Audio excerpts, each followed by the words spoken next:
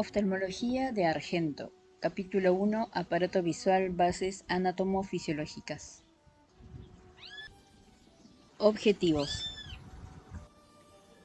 Después de completar la lectura del capítulo, el lector conocerá la anatomía macro y microscópica del aparato visual y podrá entender el mecanismo fisiopatológico de las enfermedades del sistema visual más importantes.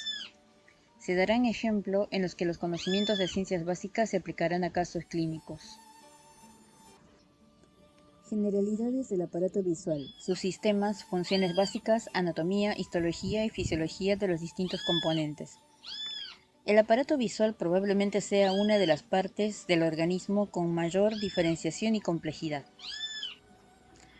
Estos atributos son necesarios para transmitir la luz a través del dioptro ocular, conjunto de elementos ópticos que conforman el ojo. Poder transformar el estímulo luminoso en un estímulo nervioso en la retina e interpretar la forma y el color a través de intrincadas y complejas conexiones con el sistema nervioso central. Es habitual que se compare el ojo con una cámara fotográfica, figura 1.2. Durante la descripción anatómica señalaremos las similitudes, pero también las diferencias funcionales que son menos conocidas, aunque conceptualmente importantes. Los sistemas del aparato visual. Sistema de recepción, figuras 1.1, 1.2 y 1.3. Figura 1.1. Sistemas oculares, modificado del esquema de Benioff. En celeste, sistema de recepción, retina y nervio óptico. En amarillo, sistema de protección, esclera, conjuntiva, párpados y huesos de la órbita. En azul oscuro, dioptro ocular, córnea y cristalino. En rojo, sistema vascular y de regulación de la entrada de luz a coroides e iris. En rosado, sistema de direccionamiento ocular, músculos extraoculares. Figura 1.2. Comparación del globo ocular con una máquina fotográfica. Se muestran los sistemas 1, 2, 3 y 4 en números romanos y las equivalencias entre la cámara fotográfica y el globo ocular. Figura 1.3. Globo ocular con sus componentes anatómicos importantes. Figura fundamental. Maqueta del globo ocular.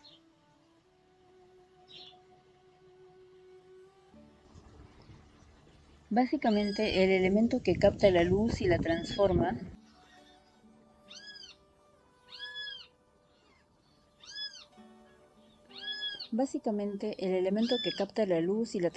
en un estímulo nervioso es la retina, el tejido con más exquisita diferenciación y con el que colaboran los demás componentes del globo ocular para su correcto funcionamiento. Se conecta con la corteza calcarina por intermedio de las vías ópticas. Su contrapartida en la cámara fotográfica es obviamente la película, pero su diferencia fundamental es que la película fotográfica tiene la misma sensibilidad en toda su superficie. En cambio, la retina posee una parte más sensible, que se usa fundamentalmente para la visión diurna y se llama mácula. Sistema vascular y de regulación de entrada de la luz. La capa vascular del ojo se denomina uvea, por su similitud, una vez que se extrajo la capa externa con una uva,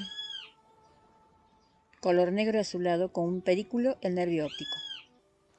Tiene tres partes de atrás hacia adelante: coroides, cuerpo ciliar e iris. La coroides es un tejido vascular que interviene en la nutrición de la retina y del nervio óptico. El cuerpo ciliar segrega el humor acuoso, que es el líquido que ocupa la cámara anterior y posterior, e interviene en la presión ocular. El iris es lo que le da el color al ojo y por medio de la pupila dilatador y esfínter regula la entrada de luz al mismo. Es el equivalente al diafragma de la cámara fotográfica, figura 1.2. Sistema de protección, córnea, esclera y anexos. Es la capa más externa del ojo. Está formada por detrás por la esclera, la parte blanca del ojo, y por delante por la córnea, que además de formar parte del sistema de protección por su transparencia, tiene una función óptica fundamental. Ver más adelante. El sistema de protección está formado además por la conjuntiva y los párpados. La conjuntiva es una membrana que tapiza la esclera en su parte anterior, conjuntiva vulvar. Se refleja conjuntiva del fondo de saco y tapiza la cara posterior del párpado, conjuntiva palpebral. Formando parte del sistema de protección se cuenta también con las glándulas palpebrales, las glándulas conjuntivales y el sistema lagrimal. Estas estructuras, mediante sus secreciones basales, forman el film precorneal, que tiene una importancia crucial en la protección de la córnea. Además, cuando existe una irritación química o física sobre la córnea o la conjuntiva, el sistema lagrimal realiza una secreción adicional refleja, y los párpados también, por un mecanismo reflejo, se cierran para proteger al globo ocular. Es decir, como solía repetir el profesor Roberto Sampaolesi en sus clases, es un mecanismo similar al de limpiaparabrisas del automóvil. Los párpados serían el homólogo de los limpiaparabrisas y las lágrimas del líquido de lavado. Es decir, cuando una noxa hace contacto con la superficie córneo-conjuntival, desencadena el parpadeo y la secreción lagrimal refleja. Reflejo trigémino facial. Sistema óptico y de acomodación, el dioptro ocular. Para poder proyectar la imagen sobre la retina, hay un sistema de elementos transparentes que actúan como verdaderos lentes. Para poder entender básicamente el mecanismo de la refracción, recordaremos de forma breve las variables que intervienen. Fundamentales son el radio de curvatura. Cuanto más curva la superficie, mayor será el poder óptico, y la diferencia del índice de refracción de los dos medios. Cuanto mayor diferencia, mayor es la refracción. El poder óptico se mide en dioptrías. Un lente tiene una dioptría cuando su distancia focal es de 1 metro, es decir, la imagen se forma a 1 metro. Pregunta: ¿cuántas dioptrías tiene un lente cuya distancia focal es de 10 centímetros?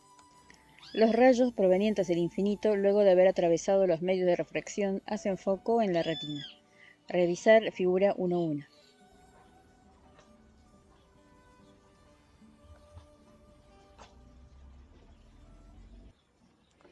El elemento refractivo más importante del ojo es la córnea. ¿Por qué? Es el primer medio de refracción y es el lugar donde existe más diferencia entre los medios de refracción, el aire y el tejido corneal. El dioptro ocular tiene 64 dioptrías y la córnea tiene 42 dioptrías de poder. Un ejemplo ilustrativo de esto es que al sumergirnos en el agua, nuestra visión es turbia. Esto se debe a que ya no existe la diferencia entre el índice de refracción del aire y la córnea, que en nuestro ejemplo es agua córnea. Al no existir esa diferencia, el rayo no se refracta lo suficiente para hacer foco en la retina. El cristalino es también un elemento refractivo importante. Su poder es de 19 dioptrías. Posee la propiedad de acomodar su foco a la distancia cercana mediante un mecanismo llamado de acomodación. En este mecanismo se contrae el músculo ciliar, se relaja la zónula y el cristalino, por su propia elasticidad, se torna más convexo, es decir, aumenta su poder óptico y puede de esta manera enfocar objetos más cercanos. Los problemas de la refracción quizás sean la consulta más frecuente del oftalmólogo. Aproximadamente el 60% de los pacientes necesitan corrección para ver de lejos y el 100% padece de presbicia a partir de los 45 años. Sistema de direccionamiento ocular, los músculos extraoculares. El globo ocular necesita ser direccionado a fin de localizar el objeto que se desea ver. Para ello contamos con 6 músculos extraoculares, 4 rectos y 2 oblicuos. Los 4 músculos rectos y el oblicuo mayor o superior se insertan en el vértice de la órbita. El oblicuo superior se refleja en la polea situada en la parte supero-interna de la órbita y se dirige hacia atrás para insertarse en el globo ocular. Cada uno de estos músculos posee funciones específicas que el médico general debe conocer y que describiremos más adelante en este mismo capítulo.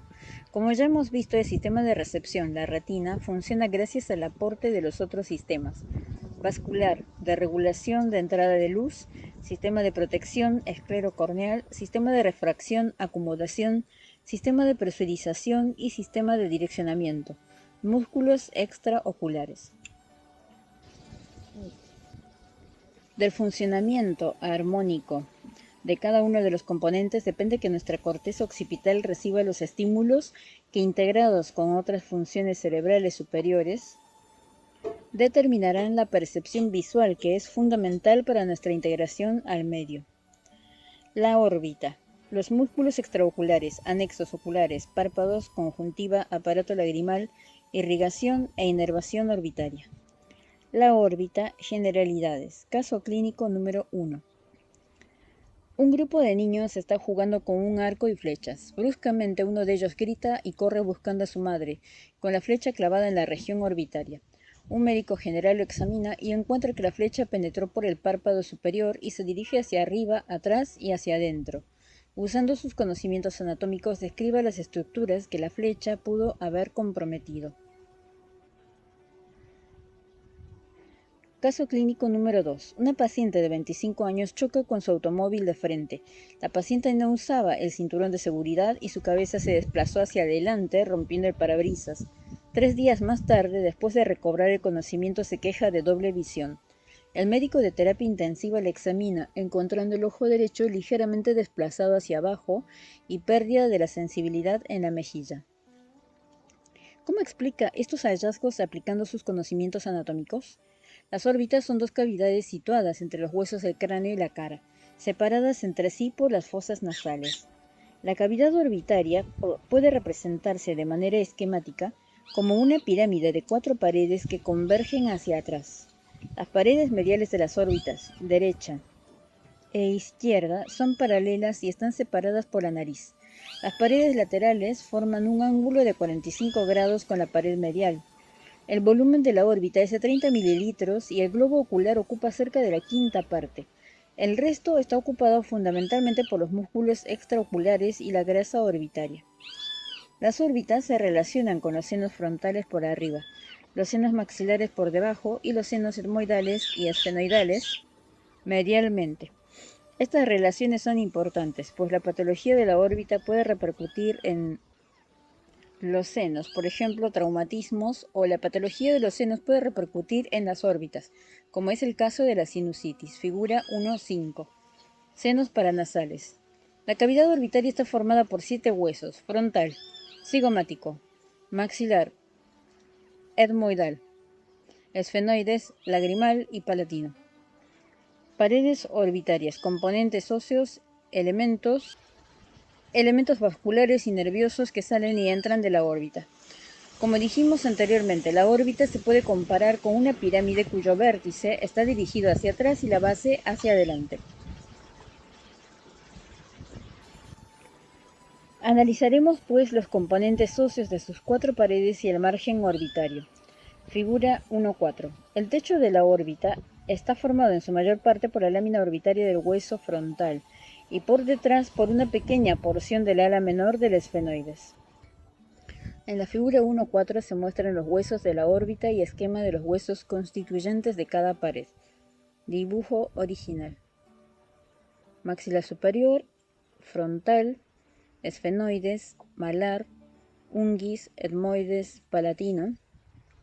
Techo orbitario, pared lateral, pared medial, piso orbitario. Y la figura 1.5 muestra los senos paranasales, su relación con la cavidad orbitaria. A la izquierda, tomografía computada, corte coronal. Tomografía, corte coronal. Lóbulo frontal, crista Galli, hoz del cerebro.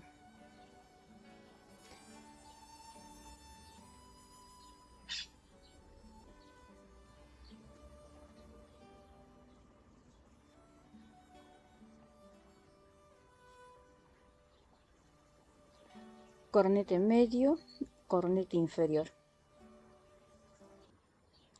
1. Seno maxilar. 2. Seno etmoidal. 3. Seno frontal. 4. Seno esfenoidal.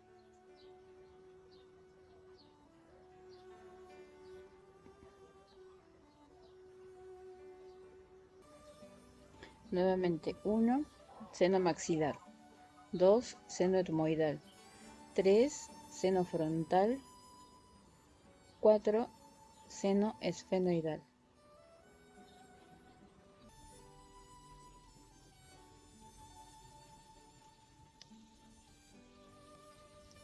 El techo de la órbita está formado en su mayor parte por la lámina orbitaria del hueso frontal y por detrás por una pequeña porción del ala menor del esfenoides. En la parte anterior y externa existe una ligera depresión, la fosa lagrimal, donde se aloja la parte orbitaria de la glándula lagrimal. Del lado interno, a 4 milímetros por detrás del margen orbitario, existe una pequeña depresión para la polea del músculo oblicuo superior, que es el lugar donde el músculo cambia de dirección. Ver anatomía de superficie. El techo orbitario separa la cavidad de la órbita de la fosa craneal superior, donde se encuentra el lóbulo frontal del encéfalo.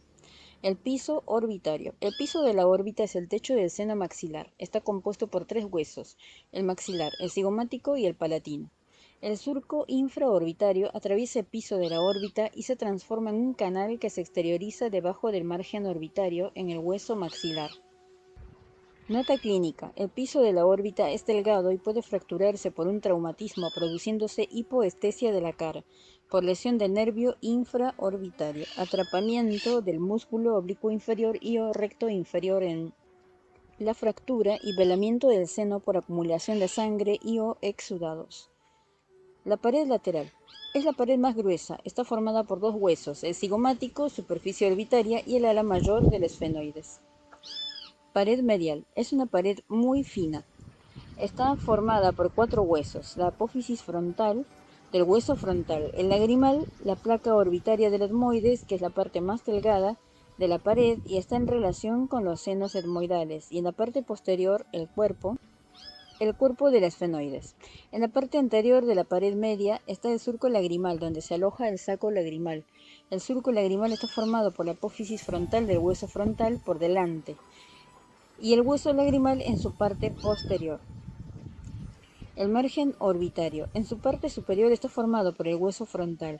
Entre los dos tercios externos y el tercio interno se encuentra la escotadura supraorbitaria por donde transcurre el paquete vasculonervioso supraorbitario.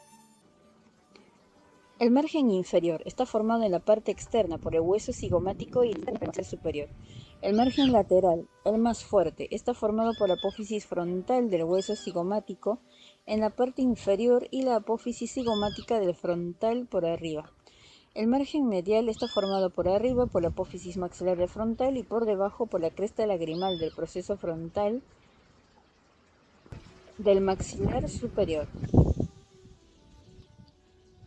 Agujeros de la cavidad orbitaria y estructuras que pasan a través de ellos. El vértice orbitario, figura 1.6, es el sitio de entrada y salida de todos los nervios y vasos del ojo y además el lugar de origen de todos los músculos extraoculares, con excepción del oblicuo inferior o menor, que se origina en el piso orbitario. La hendidura esfenoidal, fisura orbitaria superior, figura 1.6, es una hendidura por la que transcurren los nervios que dan la motilidad y sensibilidad al globo ocular. Hendidura de la motilidad y sensibilidad. Está situada entre el ala mayor y menor del esfenoides, entre la pared lateral y el techo de la órbita. Comunica la órbita con la fosa craneal media.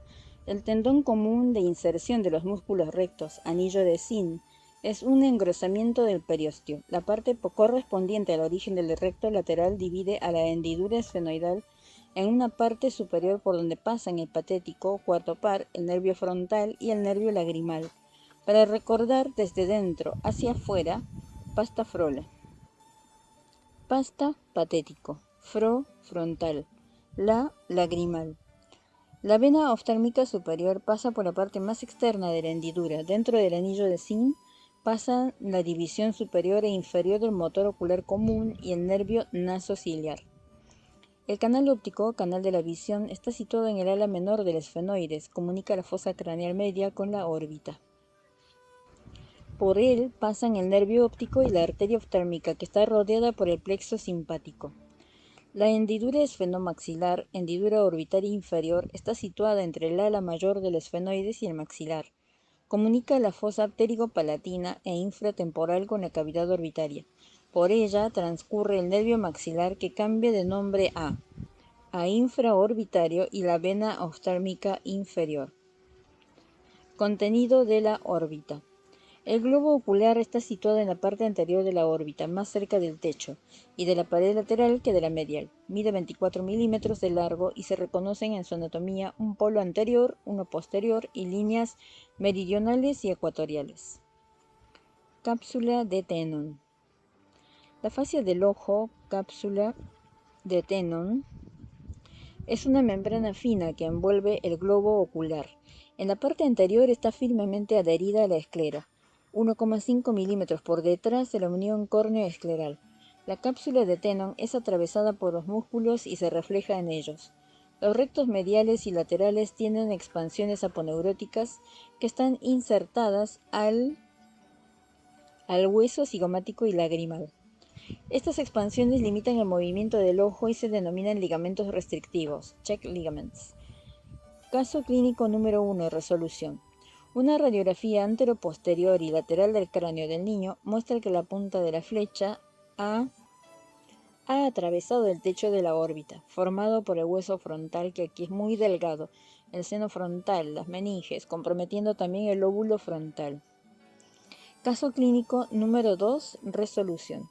Esta paciente, que afortunadamente sobrevivió al accidente, recibió un golpe muy severo sobre su ojo y maxilar derecho. Tuvo una fractura del maxilar que fue confirmada por radiología. El techo del seno maxilar se desplazó hacia abajo y también el globo ocular. La fractura incarceró el músculo oblicuo menor. Por ese motivo, la paciente tiene visión doble. La anestesia de la zona malar se explica por el compromiso del nervio infraorbitario que transcurre por el surco infraorbitario.